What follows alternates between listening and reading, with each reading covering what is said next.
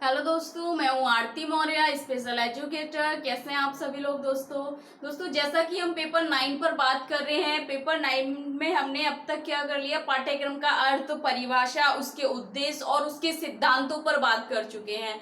आज का जो टॉपिक रहेगा हमारा पाठ्यक्रम के आधारभूत चरण, यानी कि स्टेजेस ऑफ करिकुलम, यानी कि कौन कौन सी स्टेजेस है उन सभी के बारे में जानेंगे। पाठ्यक्रम निर्माण करने के समय हमें किन किन चरणों को लेकर चलना होता है, कौन कौन से चरण हैं, उन चरणों पर बात करेंगे दोस्तों। तो स्टार्ट करने से पहले आप वीडियो को लाइक कर दें, चैनल को सब्सक्राइब कर दें, बेल आइकन को प्रेस कर दें ताकि हर आने वाली वीडियो आप तक पहुंचती रहे दोस्तों। जैसा कि हम प्रत्येक पेपर के एक एक यूनिट कराते हुए चल रहे हैं, लेकिन उसमें भी दोस्तों हम केवल मोस्ट इंपोर्टेंट टॉपिक करा रहे हैं आपको। ऐसा नहीं है कि सारा लेकर, हम उसमें से केवल जो इंपॉर्टेंट है आपके एग्जाम के लिए केवल उसको लेकर चल रहे हैं दोस्तों। तो ये भी हो सकता है कि पेपर 9 से वो करिकुलम के स्टेजेस पूछ ले, या हो सकता है टाइप्स पूछ ले, या प्रिंसिपल्स पूछ ले। तो अगर आपको 10 नंबर में ये क्वेश्चन आ जाता है तो आपको उसको अर्थ, परिभाषा, उद्देश्य बताते हुए सिद्धांतों और पाठ्यक्रम के चरणों की व्याख्या करनी पड़ेगी, तब आपका एक लॉन्ग क्वेश्चन तैयार होगा पाठ्यक्रम का दोस्तों। तो हो सकता है कि पेपर 9 से आपको बहुत ही ज्यादा मोस्ट इंपोर्टेंट जो यूनिट है पेपर 9 से वो यही है जो हम करा रहे हैं। तो चलिए दोस्तों स्टार्ट करते हैं। पाठ्यक्रम के कौन कौन से चरण हैं दोस्तों? पाठ्यक्रम के निम्नलिखित चरण दिए गए हैं, जैसे सरकार की शिक्षा योजनाएं, फिर दिया स्कूल की प्रशासनिक योजनाएं, सहायक तंत्रों की उपस्थिति, फिर कह रहे हैं परिवार का सहयोग, समुदाय संसाधन, उपलब्ध शिक्षक की योग्यता, विद्यार्थी का पार्श्वदृश्य, फिर धन की उपलब्धता। यानी कि इन सभी चरणों को लेकर हमें एक पाठ्यक्रम का जो एक कार्यक्रम बना रहे हैं, हम पाठ्य शिक्षा के लिए पाठ्यक्रम निर्माण कर रहे हैं, तो इन चरणों को ध्यान में रखना पड़ता है, हमें इन चरणों से गुजरना पड़ता है। सबसे पहले दोस्तों हम देखते हैं सरकार की शिक्षा योजनाएं। जैसा कि दोस्तों सरकार की शिक्षा योजनाएं, जो सरकार ने शिक्षा के लिए नई नई योजनाएं बनाते हैं दोस्तों, और हम उन सभी योजनाओं को क्या करना होता है, पाठ्यक्रम में लागू करना होता है, और पाठ्यक्रम के द्वारा प्रत्येक बच्चे को, यानी कि प्रत्येक विद्यार्थी को उसका लाभ पहुंचाना होता है। यानी कि जो सरकार द्वारा योजनाएं चला रही है उन योजनाओं को प्रत्येक छात्र तक पहुंचाना दोस्तों, ये एक पाठ्यक्रम का चरण है। जब हम पाठ्यक्रम का निर्माण करेंगे, यानी कि पाठ्यक्रम बनाएंगे किसी बच्चे के लिए, तो हम ध्यान रखेंगे सरकार की कौन कौन सी शिक्षा योजनाएं हैं जिन्हें हमें शामिल करना होता है दोस्तों। देख लीजिए, हमारे विशेष आवश्यकता वाले बच्चे, हम उनको प्रशिक्षण देते हैं और उसके बाद हम क्या करते हैं, उनको पुनर्वास देते हैं। उसके लिए क्या है, पुनर्वास केंद्र सरकार ने खोल रखे हैं दोस्तों। और क्या कर रखा है, न्याय, उनके अधिकार, ठीक है दोस्तों। और क्या बोल रखा है, न्याय, उनके लिए एक अधिकार, यानी कि एक नियम कर रखा है उन्होंने, एक हम कह सकते हैं उनके अधिकारों के लिए नियम लागू कर रखा है, कानून बना रखा है। और हम कह सकते हैं एकीकृत शिक्षा,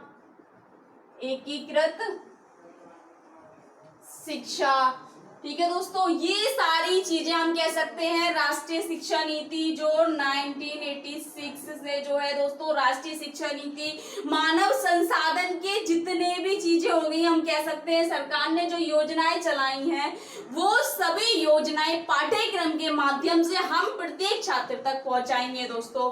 तो ये थी सरकार की जो योजनाएं हैं जिससे क्या है, बच्चे को लाभ मिल रहा है। न्याय, उसके न्याय के लिए क्या सरकार दे रही है, कौन कौन से नियम कानून बनाए हैं, बच्चे के जो अधिकार हैं वो अधिकार हम बच्चे तक पहुंचाएंगे। एकीकृत शिक्षा, यानी कि एकीकृत शिक्षा है सम्मिलित, यानी कि सभी विषयों को एक साथ लेकर एकीकृत शिक्षा, जिसमें पर्यावरण और गणित को सम्मिलित किया गया है दोस्तों।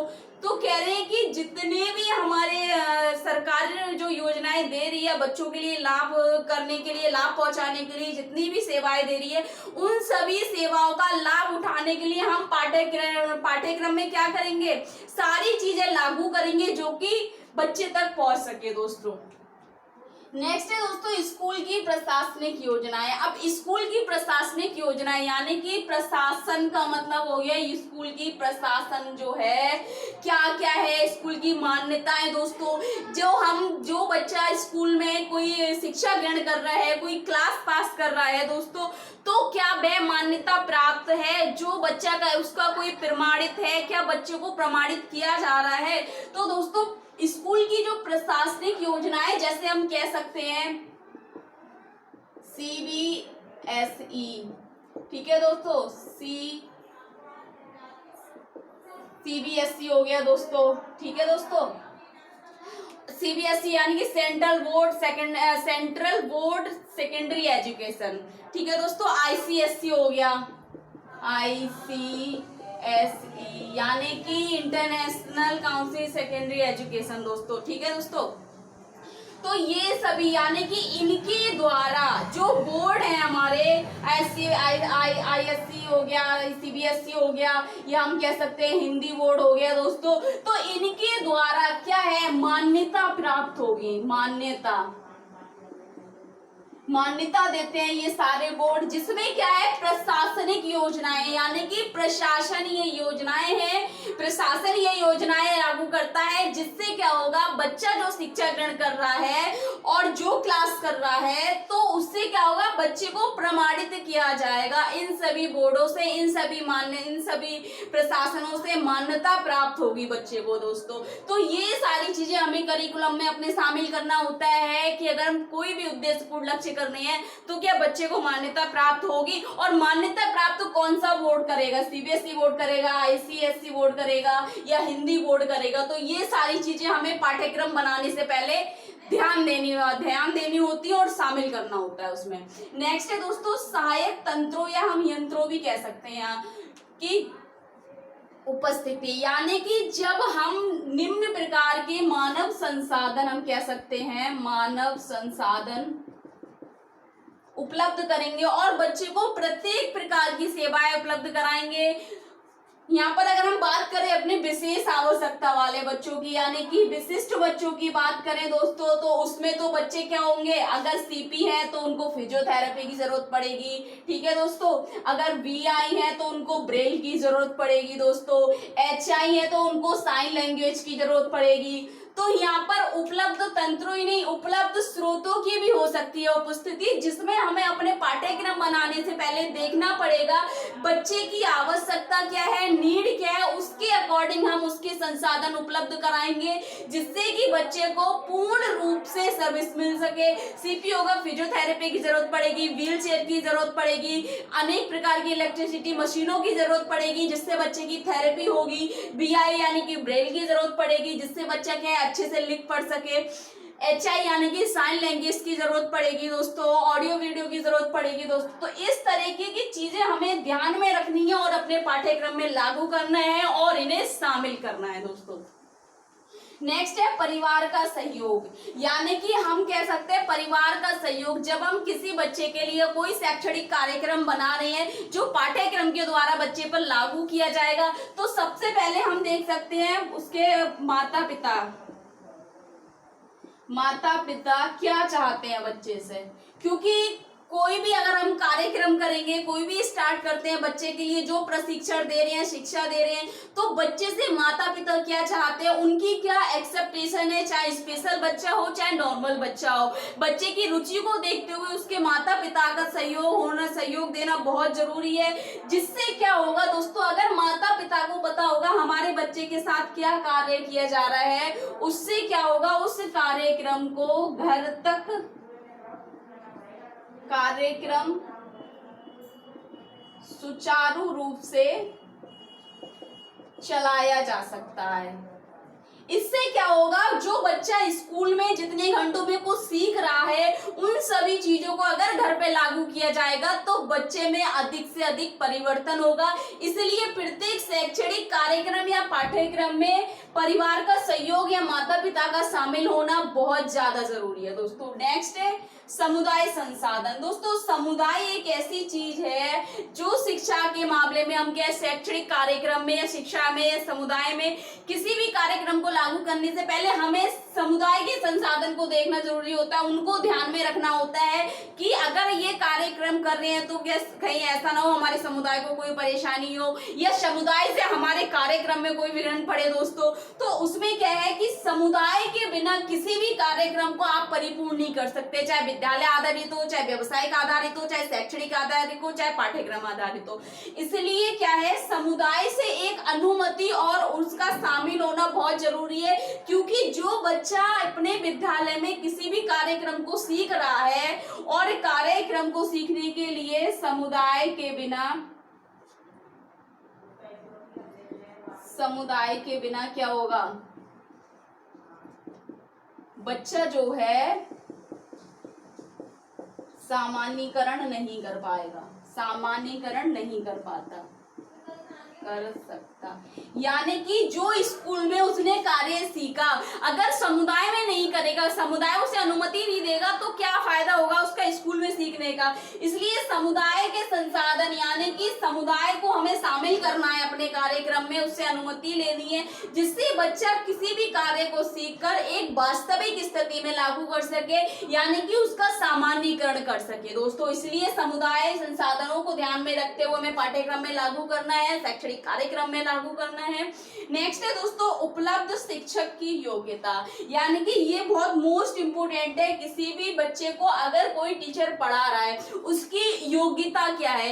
ऐसा ना हो कि बच्चा अगर क्लास लगी है इंग्लिश की और मैथ का टीचर आके पढ़ा रहा है, उसे इंग्लिश का कुछ नॉलेज नहीं है, या हम कह सकते हैं हमारे विशिष्ट बच्चों को ले लीजिए, बच्चा एमआर है और क्या है उसको फिजियोथेरेपिस्ट पढ़ा रहा है, या हम कह सकते हैं बच्चा वीआई है और उसको क्या है साइन लैंग्वेज चल रही है उसके साथ, तो क्या होगा गलत होगा। यानी कि बच्चे के अनुसार शिक्षा के अनुसार शिक्षक की योग्यता होनी चाहिए, यानी कि किसी अपने क्षेत्र में जो टीचर है शिक्षक है वह स्पेशलाइज्ड होना चाहिए, यानी कि हम कह सकते हैं कि विशेषज्ञ के रूप में होना चाहिए जो अपने विषय क्षेत्र में परिपक्व हो और परिपूर्ण हो। दोस्तों तो शिक्षक की योग्यता बहुत ज्यादा मायने रखती है जिससे कि बच्चे को संकीर्ण ऊर्जा प्राप्त हो। दोस्तों नेक्स्ट है विद्यार्थी का पाश्चात्य दृश्य, यानी कि पाश्चात्य दृश्य मतलब है विद्यार्थी के बारे में पूर्व ज्ञान या पूर्व इतिहास और पूर्व हिस्ट्री उसकी क्या है और वर्तमान स्थिति क्या है। दोस्तों हम देखेंगे इसमें पाठ्यक्रम निर्माण करने से पहले कि बच्चे की आवश्यकता क्या है। सबसे पहले आवश्यकता क्या है, उसकी योग्यता क्या है, उसकी क्षमता क्या है, उसकी स्थिति क्या है। ठीक है दोस्तों, आवश्यकता में जो बच्चा चाहता है, योग्यता क्या है कितना कर सकता है, क्षमता है कि वह कितना कर पाएगा, स्थिति होगी क्या कंडीशन है उस बच्चे की, बच्चा नॉर्मल है या हम कह सकते हैं स्पेशल नीड है। तो दोस्तों इसके अनुसार हम बच्चे का पार्श्व करेंगे। इससे क्या होगा, आवश्यकता अनुसार प्रशिक्षण देंगे, योग्यता अनुसार लक्ष्य चयन करेंगे, क्षमता अनुसार कार्य कराएंगे और स्थिति अनुसार हम उसको क्या करेंगे, उसकी सुविधाएं उसको प्रबंध कराएंगे, सुविधाओं का प्रबंधन करेंगे और सुविधाएं देंगे। एचआई बच्चा होगा तो उसको हम एचआई का टीचर देंगे ताकि साइन लैंग्वेज द्वारा उसको समझा सके। एमआर होगा तो एमआर का यानी कि जो एमआर में स्पेशलाइज्ड होगा स्पेशल एजुकेटर हम उसको देंगे, यानी कि बच्चा उसको अच्छे से प्रशिक्षण कर सके। और बीआई होगा तो ब्रेल लिपि का हम उसको प्रबंध करेंगे ताकि बच्चा क्या अपने शैक्षणिक कार्यक्रम को स्वयं कर सके। दोस्तों तो ये था दोस्तों कि विद्यार्थी का पाश्चात्य यानी कि विद्यार्थी की आवश्यकता, योग्यता और क्षमता और उसकी स्थिति को ध्यान में रखेंगे। और दोस्तों एक है रुचि, इन सभी चीजों को ध्यान में रखेंगे हम पाठ्यक्रम निर्माण करने से पहले ये चरण में। नेक्स्ट है दोस्तों सबसे ज्यादा अगर हम देखते हैं कि धन की उपलब्धता, ये सभी कार्यक्रम करने के लिए हम कह सकते हैं मोस्टली जैसे ये हो गया शिक्षक की योग्यता हो गई, इन सभी चीजों को अगर हम देखें तो हमें धन की जरूरत होगी, यानी कि धन की उपलब्धता। हमारे पास इतना उपलब्ध धन होना चाहिए जिससे कि हम एक अच्छा शिक्षक बच्चे को दे सके, अच्छा प्रशिक्षण दे सके, सहायक यंत्रों की उपस्थिति हो सके, यानी कि उसे अच्छी थेरेपी मिल सके। उससे क्या होगा कि बच्चे में ज्यादा से ज्यादा विकास होगा, कौशलों का विकास होगा और बच्चा आत्मनिर्भर बन पाएगा दोस्तों। तो धन की उपलब्धता भी बहुत ज्यादा महत्वपूर्ण है। हम पाठ्यक्रम को उसकी धन की उपलब्धता को ध्यान में रखकर तैयार करेंगे। ऐसा ना हो धन की बहुत ज्यादा कमी हो जाए या धन बहुत ज्यादा अधिक हो जाए या हमारी सर्विसेज बहुत ज्यादा ऊपर जा रही है और धन हमारा कम हो रहा है, यानी कि पैसा हमारे पास कम है। तो दोस्तों इसको भी ध्यान में रखकर हम पाठ्यक्रम निर्माण करेंगे। दोस्तों ये थे हमारे कुछ निम्नलिखित पाठ्यक्रम के चरण। दोस्तों नेक्स्ट वीडियो में हम बात करेंगे पाठ्यक्रम के अप्रोचेस, यानी कि अप्रोचेस ऑफ करिकुलम, यानी कि कौन कौन सी विधियां हैं पाठ्यक्रम की दोस्तों। तो अगर आपको इसमें कुछ पूछना है, कुछ डाउट है, कुछ समझ नहीं आया तो कमेंट बॉक्स में जाके कमेंट करें और ज्यादा से ज्यादा वीडियो लाइक करें, चैनल को सब्सक्राइब करें, बेल आइकन को प्रेस करें। Thank you so much.